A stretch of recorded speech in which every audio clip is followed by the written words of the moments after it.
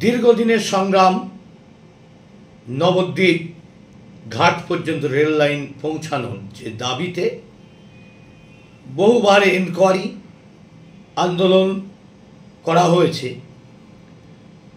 এই আজকের দিনে মাননীয় রেলমন্ত্রী অশ্বিনী বৈষ্ণবজি তিনি কথা দিয়েছেন যে নবদ্বীপ ঘাট পর্যন্ত রেল লাইন তিনি করে দেবেন।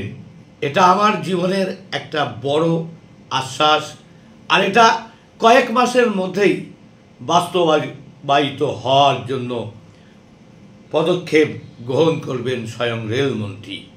তাই অপেক্ষায় রইলাম রাজ্য সরকারের সহযোগিতা, রেলের জায়গা দখলি মুক্ত করার ন্যূনতম কাজটি যদি করে দেন তাহলে অতি সত্বর নবদ্বীপ ঘাট পর্যন্ত রেল লাইন পৌঁছানো সম্ভব।